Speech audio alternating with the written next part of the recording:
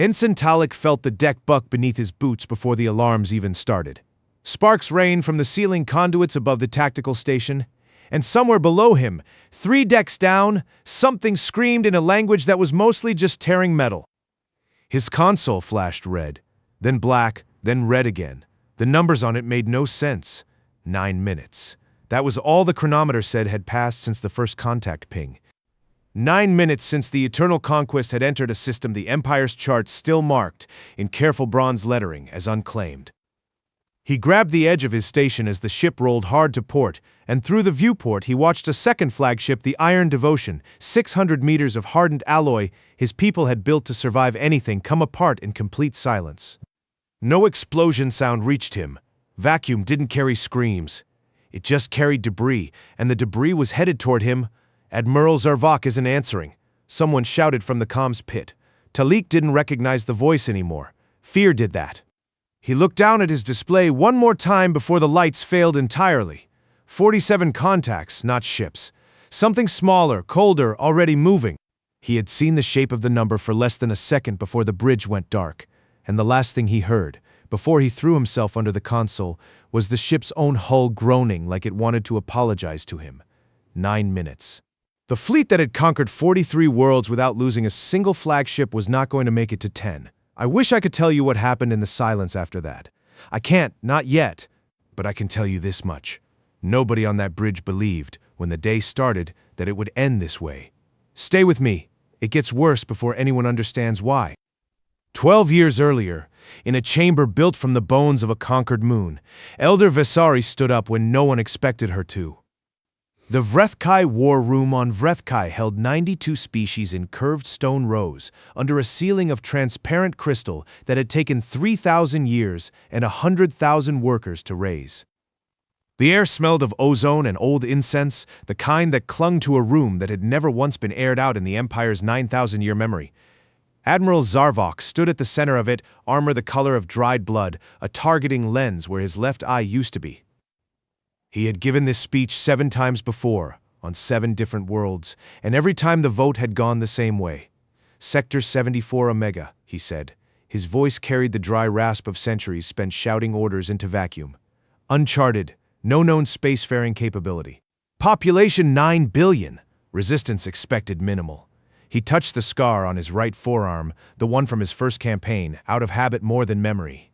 I request the Council's blessing to annex. Vesari rose from the highest row.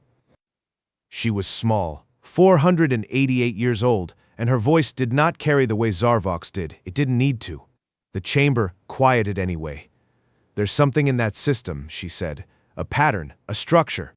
I don't know what it means, but I know silence when I hear it, and this is not the silence of nothing. Zarvok didn't even turn to look at her.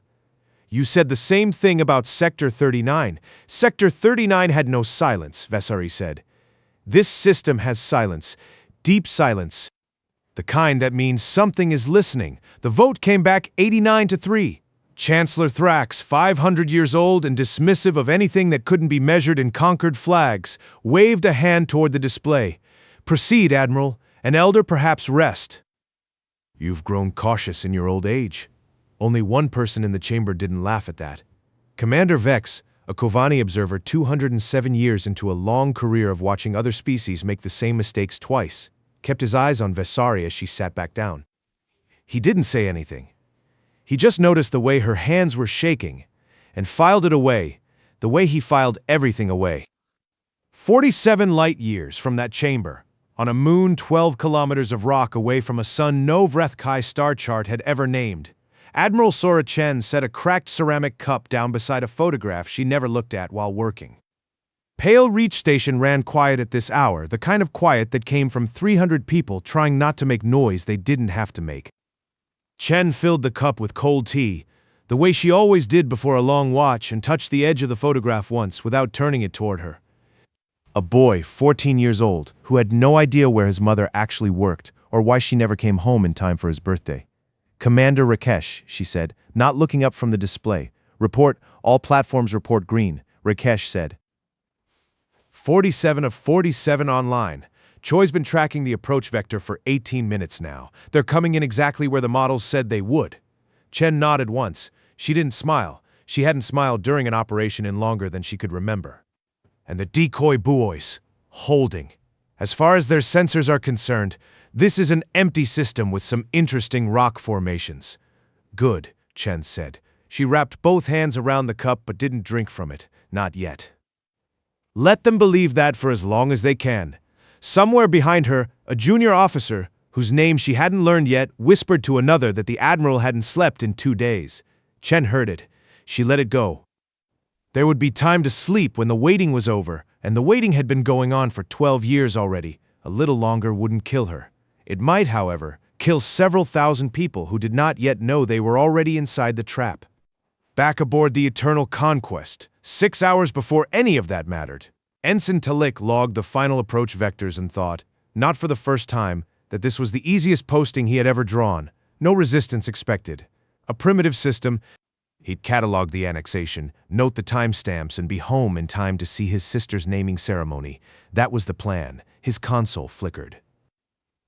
He frowned at it, tapped the panel twice, and watched 47 separate heat signatures bloom across the asteroid belt at the exact coordinates an old half-mad elder had warned them about 12 years before anyone on this bridge had been born into the Empire's service. He stood up. "Admiral, sit down, Ensign," Zarvok said, without looking away from the forward viewport, where the belt hung dark and patient and full of rock that was not entirely rock. Primitive bravado. "Proceed." Talik sat down. It would be the last order given before 9 minutes swallowed everything he understood about the universe he'd been born into. The message went out from the Eternal Conquest in the flat, ceremonial language the Empire had used to open every annexation for 9,000 years. "You are now the property of the Galactic Empire," the transmission said, translated instantly into whatever crude tongue the system's inhabitants used.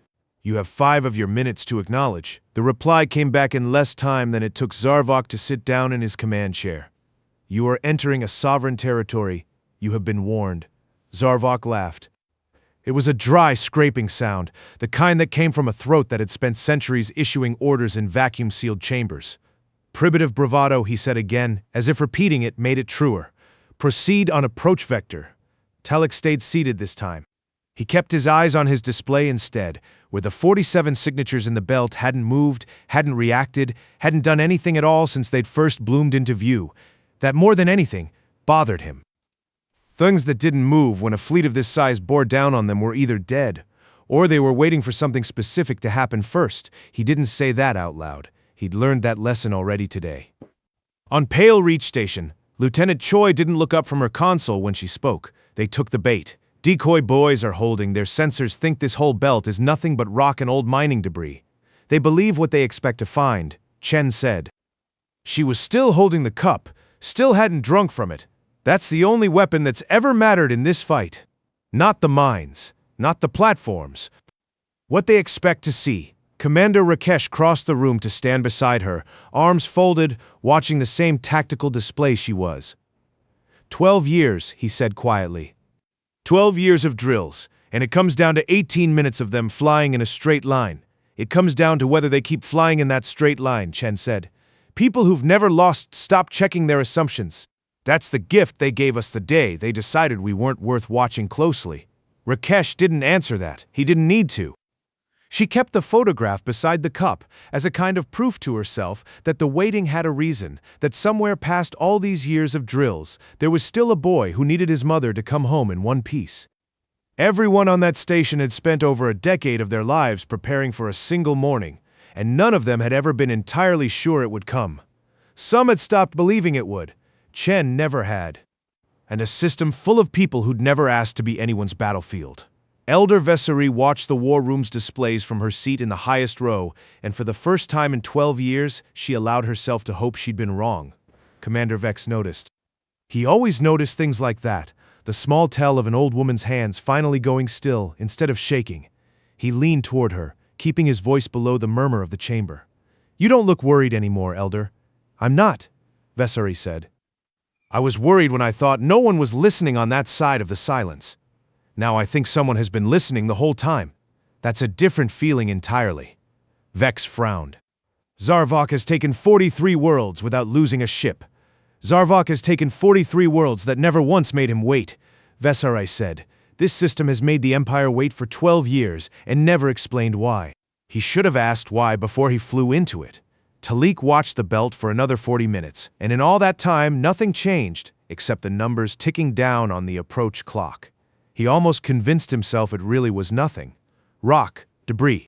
An old elder's superstition given too much weight by a council that liked drama more than evidence. Then the belt lit up. Not with fire, with motion. Every one of the 47 signatures shifting at once, in perfect coordination, the way nothing natural ever moved. Talik's stomach dropped before his mind caught up to what his eyes were telling him. "Admiral," he said, and this time he didn't sit back down when Zarvok turned to look at him. "They're not debris, they're active." For the first time since the mission began, Zarvok didn't dismiss him outright. He simply stared at the display for 3 long seconds, his jaw tightening, the scar on his forearm forgotten under his gauntlet. "Increase shield output," he said. "All decks." This is not a drill. It was the closest thing to fear Talik had ever heard in the old admiral's voice, and it came 4 minutes too late to matter. Chen set the cup down without drinking from it, the tea gone cold an hour ago, and folded her hands behind her back the way she always did in the last minute before a decision that couldn't be taken back. "They've raised shields," Riksh reported. "They know something's wrong. They know something's different," Chen said. "That's not the same as knowing what it is." She looked at the display, at the long, patient line of the Vrekai fleet drifting exactly where they'd been meant to drift for 12 years of waiting. Radiant Protocol has been ready since before most of the crew on that station were born. It doesn't care whether they've raised their shields in the last 4 minutes of their lives. She turned to Choi. Status on the platforms. All 47 armed and holding position. "Waiting on your mark." Chen looked once more at the photograph beside the cold cup, and this time, for just a moment, she let herself look at it directly. A boy who liked drawing badly and playing worse music, who had no idea his mother had spent a third of his life preparing for a morning exactly like this one. She touched the frame once, the way she always did, and then didn't look at it again. "Engage Radiant Protocol," she said. "Fire on my mark." The order didn't sound like the end of anything.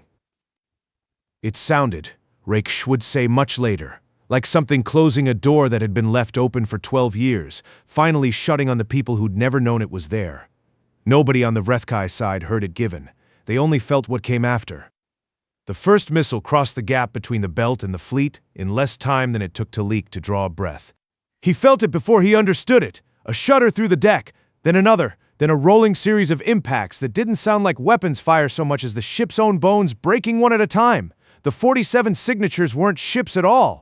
He understood that now, in the worst possible way. They were smaller than ships, faster than ships, and there were far more of them behind the ones they'd already counted. "Report!" Zarvok's voice cracked for the first time Talik had ever heard. "Shields at the flagship are holding," someone shouted from the tactical pit. "The Radiant Vigil just lost main power. The Ember Court isn't answering." Outside the viewport, in absolute silence, a warship that had crossed 9 systems without taking a scratch folded in on itself like something crushed in a fist. On pale reach, Chen watched the tactical display with the same stillness she'd carried into every drill for 12 years, though this was the first time the numbers on it were real. "First wave impact confirmed," Choi said, voice tight but steady. They didn't even see the mines separate from the debris field. "Second wave launching now." "Casualties on their side?" Raiksh asked, though he already knew what kind of answer that question deserved. "Most of the fleet," Chen said quietly. She didn't look away from the display. "That was always the plan." She didn't say it like a victory. She said it the way you'd report a diagnosis you'd already spent years bracing to hear. Aboard the Eternal Conquest, the lights failed on the bridge exactly 4 seconds before the first missile reached the command deck. Talik didn't remember deciding to move. His hand was already on the emergency shield override before his mind caught up with what his body had done, slamming the panel with both palms the way he'd been trained to on a simulator he'd never expected to use for anything real. The bulkhead sealed a heartbeat before the strike hit. The shock of it threw him from his chair and into the wall, and for a long moment there was nothing but ringing silence and the smell of burnt insulation. When he opened his eyes, the bridge was dark except for emergency lighting, and Zarvok's chair was empty. He didn't go looking for the Admiral's body. He would learn later, from records recovered off the wreck, that Zarvok had died at his post, eyes on the viewport until the very last. Talik crawled instead toward the escape hatch. past crew who weren't moving, past a comms officer whose final transmission had gone out unfinished, and he understood, somewhere in the numb center of himself, that he was the only one on that bridge still breathing. He would carry the smell of it for the rest of his life. Burnt metal, burnt everything.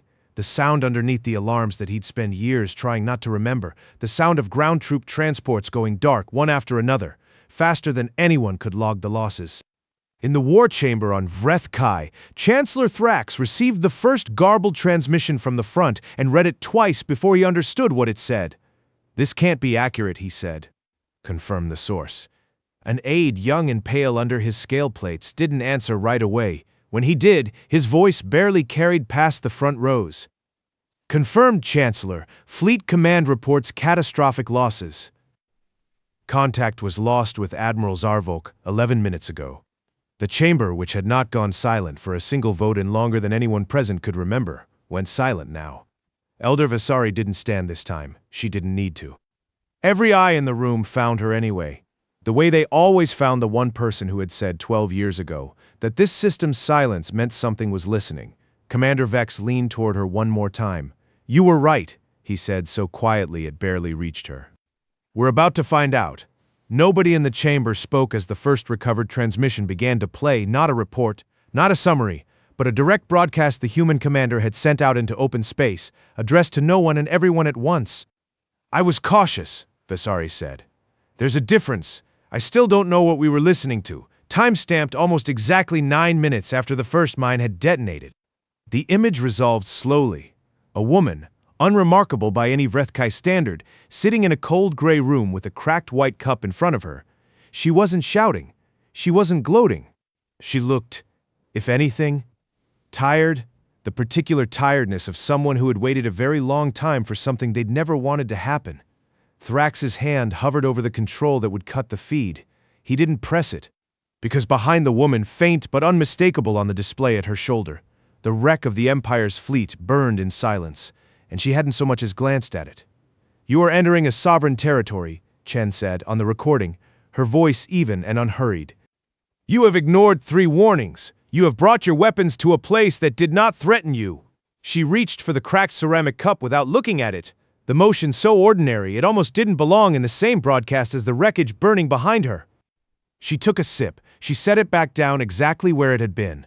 "You believe your 9,000 years make you invincible," she said. "You are wrong." No one in the chamber moved. Thrax's hand had stopped hovering over the control and simply dropped to his side, forgotten. Visari sat with her own hands folded in her lap, still, the way they hadn't been still in 12 years. "You looked at us and saw a primitive species," Chen went on. "You looked at our ships and saw nothing. You looked at our silence and mistook it for weakness. That was your second mistake." She leaned forward just slightly, close enough that the camera caught the tired lines around her eyes. "The first was coming here."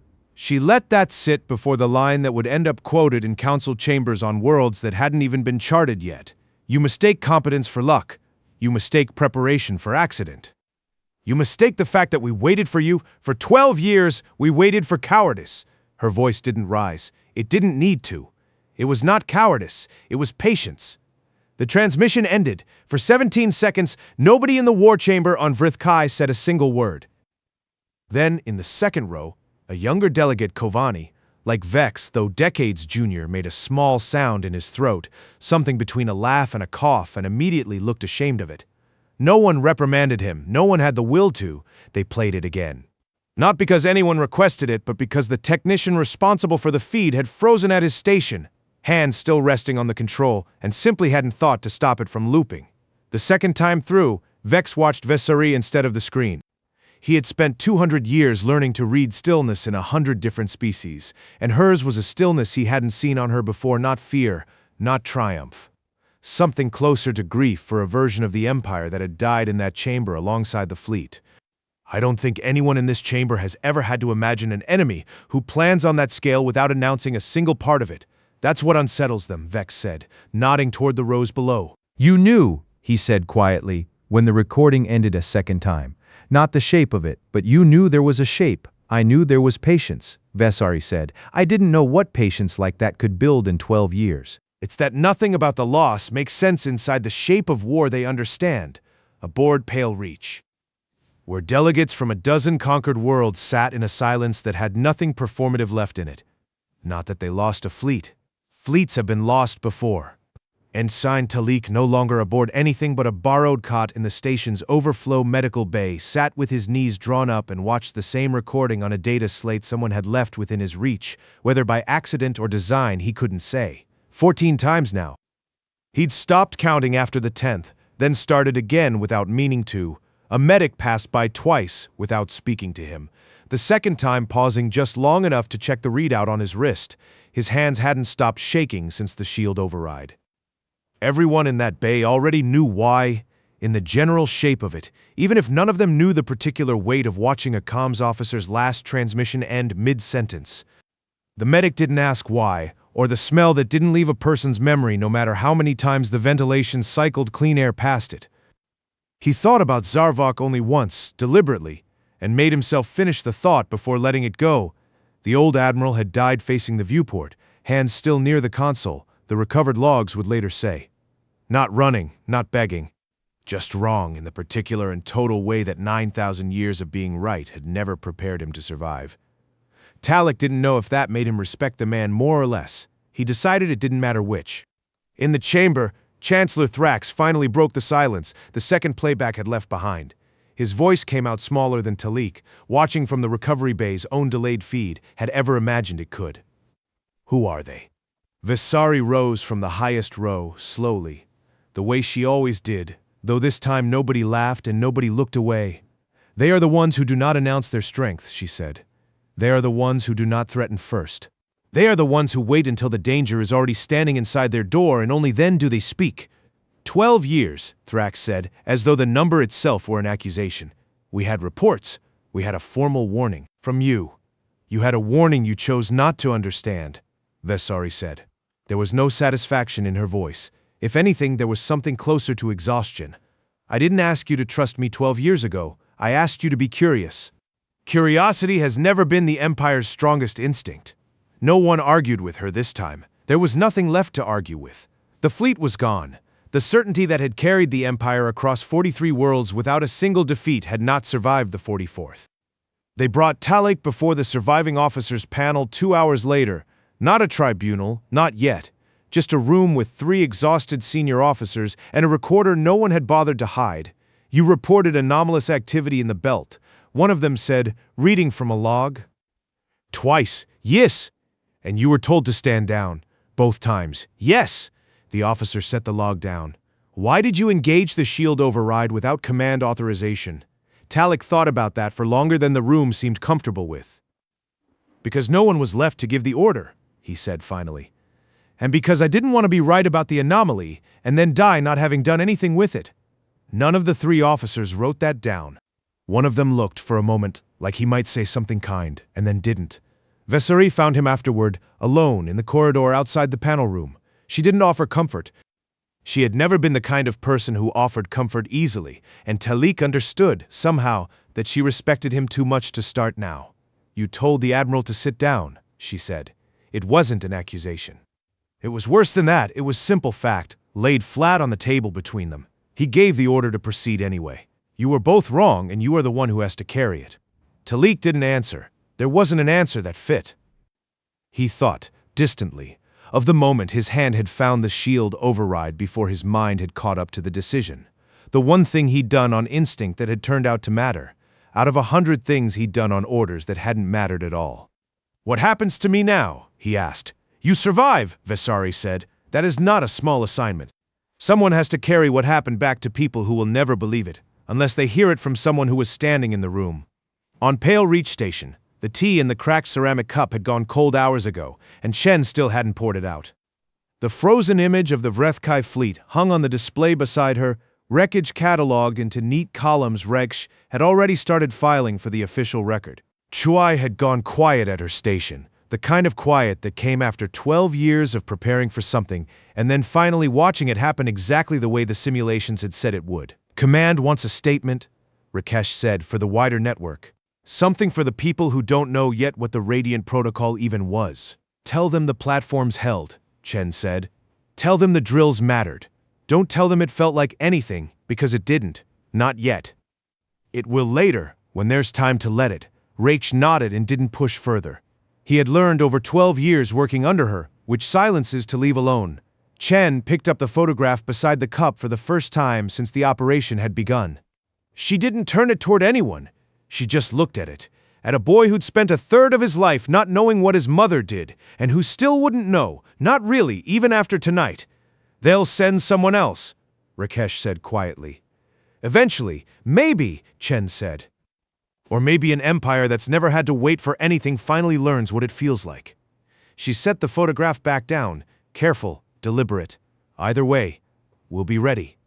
That's the only promise we ever made. She reached for the cup, finally, and lifted it, and stopped, halfway, the way she had all night, and set it back down, untouched, beside the frozen image of the fleet she had spent 12 years learning to end in 9 minutes. She had been waiting to drink it when the recording was done. Now it was done, and she found she wasn't thirsty anymore. She only wanted for a moment to sit in the quiet she had built with her own hands and let it be quiet, before the next thing came. Outside the station's narrow viewport, the belt that had hidden 47 platforms for 12 years drifted on, patient as it had always been, indifferent to whatever the Empire chose to call what had happened there. The silence it had kept for 12 years had never been a void. It had been a promise.